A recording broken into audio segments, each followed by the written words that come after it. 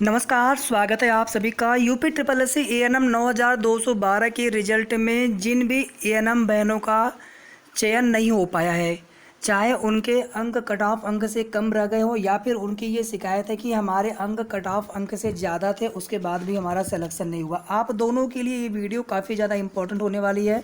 बाकी की ए.एन.एम. बहनें जो चयनित हैं या प्रोविजनल वाले, आप लोग भी इसे देख लेंगे तो कहीं ना कहीं आपको भी चीज़ें थोड़ी सी यहाँ पर समझ में ज़रूर आएंगी।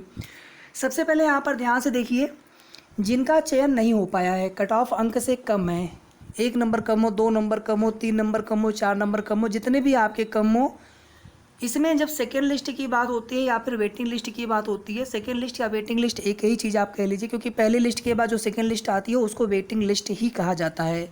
अभी जो 380 प्लस 1 रिजर्व सीट और इसके बाद कुछ सीटें अगर और खाली होती है इन फ्यूचर, मान लीजिए कि सपोज दैट 10, 20, 50 जो भी सीटें वो खाली हो ज्वाइनिंग के बाद, हो सकता है कि कुछ लोग ज्वाइन ना करें आखिर, हालांकि ऐसा तो हो नहीं सकता है, लेकिन फिर भी कभी भी अगर 1000 भी अगर कहीं पर सीटें भर्ती होती हैं तो 2-4 सीटें खाली हो ही जाती हैं।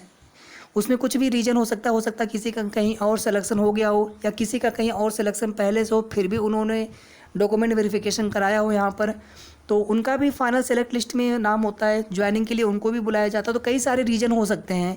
तो इसमें अभी पहले से जितने भी प्रोविजनल के अभ्यर्थी हैं, आपको पहले से परेशान होने की आवश्यकता नहीं है, या फिर विदहेल्ड वाले, उसमें बस आपको सारे डॉक्यूमेंट्स अपने रेडी रखने हैं, अपने को एक बार फिर से वेरिफिकेशन के लिए आपको तैयार रखना है, जाना होगा आपको।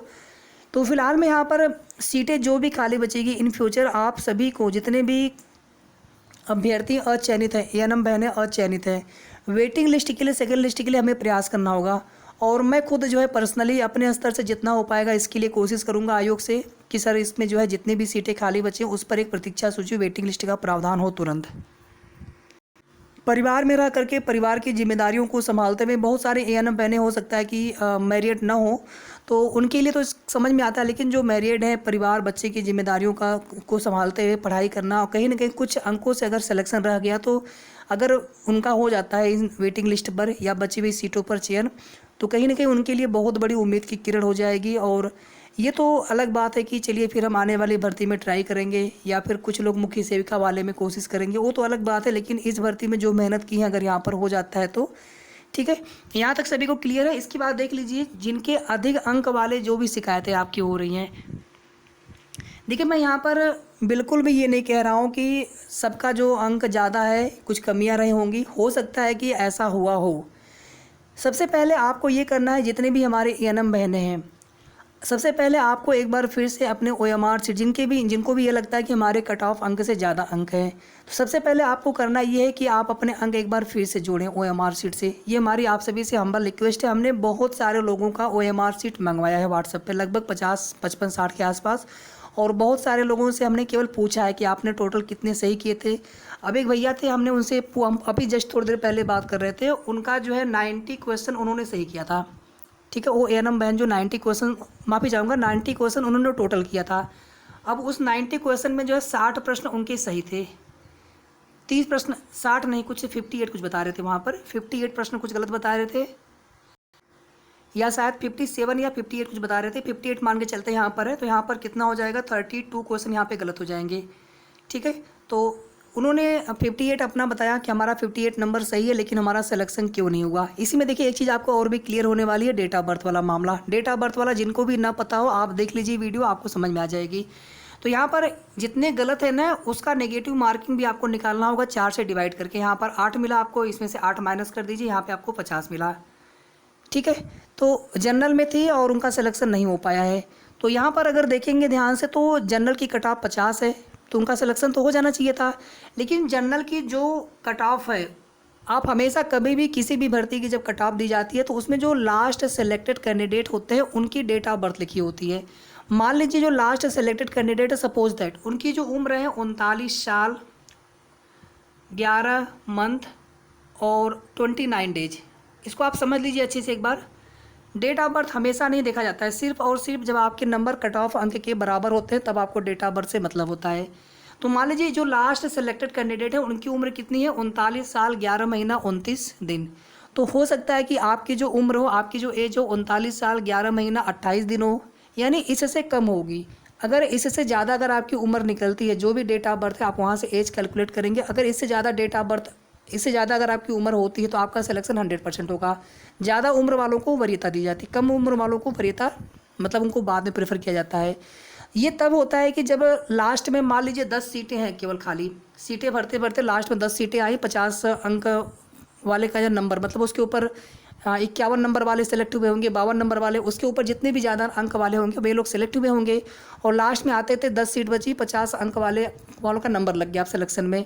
तो इस 50 नंबर पाने वाले बहुत सारे कैंडिडेट हो सकते हैं, लेकिन उसमें से लेना केवल 10 लोगों को है।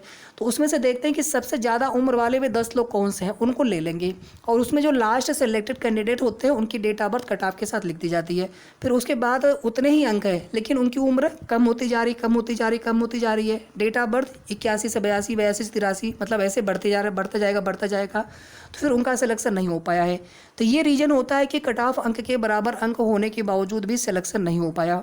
ठीक है, समझ में आ गया सभी को? अगर कोई भी डाउट लगे आप प्लीज़ वीडियो को एक बार फिर से आप सुन लीजिए। इसी तरह से देखिए, एक भैया अभी बता रहे थे थोड़ी देर पहले कि 100 क्वेश्चन जो है वहाँ पर एएनएम बहन ने अटेम्प्ट करी थी, उसमें जो है 50 क्वेश्चन उनके सही थे, 50 क्वेश्चन उनके गलत हो गए थे। एससी कैटेगरी उनका बता रहे थे, तो उन्होंने क्या कहा कि हमारे 50 सही है, 50 नंबर है, तो हमारा सिलेक्शन क्यों नहीं हुआ जबकि कट ऑफ 35 गई है। तो अब उन्होंने यहाँ पर ये नेगेटिव मार्किंग फाइंड आउट नहीं किया था, और ना ही इसको इसमें से माइनस किया। जब माइनस करेंगे यहाँ पर तो कितना मिलेगा, 33.5, और इनका जो है कट ऑफ अंक से कम नंबर हो गया, सिलेक्शन इसलिए नहीं हुआ। इसी तरह से हमने लगभग, ज़्यादा तो नहीं, लगभग 18-19 से लगभग एएनएम बहनों की हमने ऐसे फ़ोन पर पूछा है। बाकी हमने कुछ ओएमआर शीट मंगा करके भी चेक किया है। 90% से ज़्यादा लोगों के यही दिक्कतें आ रही हैं कि उन्होंने अपने नेगेटिव मार्किंग, यानी जितना गलत किए हैं उसको 4 से डिवाइड करके जितना आता है उसको भी आप अपने सही वाले में से माइनस करिए। अब जितना बचेगा ये आपका फाइनल आपका नंबर होगा। अब उसके आधार पर आपको देखना है कि आपका नंबर कट ऑफ अंक से कम है या फिर ज़्यादा है। ठीक है, इसके बाद सेकंड चीज़ देखिए, जैसे कोई अदर स्टेट की एएनएम बहन है, आपके पिता अदर स्टेट की निवासी हैं, आपने कास्ट सर्टिफिकेट पिता पक्ष का ही लगाया था, लेकिन वो कास्ट सर्टिफिकेट मान्य ही नहीं किया गया, तो इसलिए भी आपका अपने कैटेगरी में सिलेक्शन नहीं हो पाया, क्योंकि आपका कास्ट सर्टिफिकेट वैलिड नहीं माना गया। ईडब्ल्यूएस में क्या था, जैसे किसी का मान लीजिए ज़्यादा पुराना था, या फिर आपको 2021-22 वैधता वर्ष का, क्योंकि वित्तीय वर्ष के हिसाब से ईडब्ल्यूएस लगता है, तो मान लीजिए किसी का 2022-23 का वैधता वर्ष का बना हो, या किसी का 2020-21 का बना हो, इस वजह से भी उनका ईडब्ल्यूएस कंसीडर नहीं किया गया। तो कई सारे रीज़न हो सकते हैं। और इसके अलावा देखिए, जिनको भी ये लगता है ना कि किसी का 33 नंबर पर हो गया, हो सकता है उनका 1 ईयर का संविदा रहा हो, उन्होंने संविदा ना बताया हो, उनके 36 नंबर हो गए, एससी कैटेगरी थी, उनका सिलेक्शन हो गया, उन्होंने केवल अपने रिटर्न वाले नंबर बता रखे हों, संविदा का नंबर वो जोड़ करके बताना भूल गई हों। तो जिनको भी ये शिकायत लग रही है कि किसी का जो है 33 नंबर, 35 नंबर या 38 नंबर पे, मतलब ओबीसी में सिलेक्शन कम नंबर पे भी सिलेक्शन हो गया, तो 100% आप वहाँ पर एक बार श्योरिटी ज़रूर देख लीजिए। हमने पता किया है कुछ लोगों के, तो उन्होंने अपने सिर्फ रिटर्न वाले नंबर बता रहे थे कि हमारे इतने नंबर थे, हमारा सिलेक्शन हुआ। हमने कहा कि आपने संविदा वाला नंबर जोड़कर, तो फिर उनके नंबर ज़्यादा हो रहे थे। एक तो यहाँ पर ये रीज़न भी हो गया कि आपको जो लग रहा है कि कम नंबर पर भी किसी का सिलेक्शन हुआ है। देखिए, मैं वो नहीं कह रहा हूँ, अगर आपके साथ गलत हुआ है तो आपके साथ मैं खड़ा रहूँगा, जहाँ तक आपके साथ संघर्ष की लड़ाई लड़नी होगी। लेकिन थोड़ा सा हम लोग एक बार पूरी तरह से अपने से अश्योर हो जाएँ कि हम लोगों के जो नंबर है वास्तव में उतने हैं कि नहीं है, कोई और दिक्कत तो नहीं है डॉक्यूमेंट संबंधी। इसके बाद वो तो सबको पता है कि रजिस्ट्रेशन या फिर रिजल्ट बाद में आया था, उनको मान्य नहीं किया गया। अदर स्टेट से जो एएनएम कुछ बहनें हैं, उनका भी कुछ वहाँ पर जो दिक्कतें हो रही हैं उनके साथ भी। और हस्बैंड साइड का जो कास्ट सर्टिफिकेट है वो किसी का मान्य नहीं हुआ, केवल हस्बैंड साइड का कास्ट सर्टिफिकेट अगर आपने लगाया होगा तो। ठीक है, इसके बाद देखिए, ओबीसी, एससी, ईडब्ल्यूएस में किसी के कट ऑफ अंक से ज़्यादा अंक है, यूआर के कट ऑफ अंक से कम अंक उनके हैं, तो उनका कास्ट सर्टिफिकेट मान्य न होने की दशा में यूआर में भी सिलेक्शन नहीं हो पाया, क्योंकि यूआर से कट ऑफ अंक कम था उनका, और अपने कैटेगरी का फ़ायदा न मिल पाने की वजह से भी उनका सिलेक्शन नहीं हो पाया। आयोग को जो है सभी के नंबर शो कर देने चाहिए थे। और जो लोग कह रहे हैं कि छोटी मोटी जो त्रुटियां हैं नाम सरने में, उसकी वजह से किसी का चयन निरस्त नहीं होता है, उसकी वजह से प्रोविजनल मिलता है। इवन कास्ट या ईडब्ल्यूएस की भी गलती है तो भी वहाँ पर प्रोविजनल मिला हुआ है। तो जो लोग यहाँ पर गलत जानकारी भी देने वाले हैं, कन्फ्यूज कर रहे हैं कि उसकी वजह से थोड़ी किसी का डीबी रिजेक्ट होता है। और अगर आपने अपने डॉक्यूमेंट वेरिफिकेशन के समय कोई ओरिजिनल डॉक्यूमेंट्स आप ना लगा पाए हो, उसकी केवल फ़ोटोकॉपी लगाई हो, ऐसी भी समस्या किसी के साथ हो सकती है। तो ये कुल मिलाकर के कुछ ऐसे रीजन हो सकते हैं जहाँ पर कट ऑफ अंक से ज़्यादा आपको लग तो रहा है, लेकिन एक्चुअल में वहाँ पर कुछ और रीजन भी हो सकते हैं। इसके अलावा अगर आपका, जितने हमने आपको चीज़ें बताई, अगर आपका सब कुछ ठीक है, आपके कट ऑफ अंक से ज़्यादा नंबर है, फिर भी अगर आपका सिलेक्शन नहीं हुआ है तो आपका सिलेक्शन होना चाहिए, आपका सिलेक्शन होना चाहिए। और अगर इसके अलावा कोई और रीज़न है तो आयोग बताए कि क्या रीज़न, उसमें क्यों सिलेक्शन नहीं किया गया, जितना हमने बताया है उसके अलावा। अभी तक हमारे स्तर से जितनी भी चीज़ें हमें यहाँ पर समझ में आई, वो सारी चीज़ें हमने यहाँ पर हाईलाइट करने का प्रयास किया कि किन किन वजहों से यहाँ पर हो सकता है कि सिलेक्शन ना हुआ हो। अच्छा, एक चीज़ यहाँ पर और देख लीजिए, हमें पहले ही बता देना चाहिए था, जैसे जो नेगेटिव मार्किंग वाला चीज़ है ना, ये सभी के लिए लागू था। ऐसा नहीं कि किसी ओबीसी एससी की बहन है तो उनको नेगेटिव मार्किंग में कोई छूट, ऐसा नहीं होता है। नेगेटिव मार्किंग में किसी को कोई छूट नहीं मिलती। आप किसी भी कैटेगरी के हो, नेगेटिव मार्किंग में आपके नंबर कटने ही कटने थे। जो गलत हुआ, गलत के एवज में उतना, उसमें 4 से डिवाइड करके उतना नेगेटिव मार्किंग आपके सही वाले में से और माइनस हो गया। ईडब्ल्यूएस की कट ऑफ से देखिए, ये सीटें ज़्यादा थी, अभ्यर्थी कम थे, इस वजह से कट ऑफ कम गई है। फ्रीडम फाइटर में भी कट ऑफ कम गई है, एसटी में भी कट ऑफ कम गई है। तो जहाँ पर भी अभ्यर्थी कम होते हैं, सीटें ज़्यादा होती हैं, उसमें कोई मिनिमम पासिंग मार्क न होने की वजह से जितने भी नंबर वाले, 1 नंबर वाले होते तो उनका भी सिलेक्शन होता। तो ये कुल मिलाकर के चीज़ें थी। उम्मीद करते हैं कि अब आपके मन में किसी भी तरह का कोई भी डाउट नहीं होना चाहिए।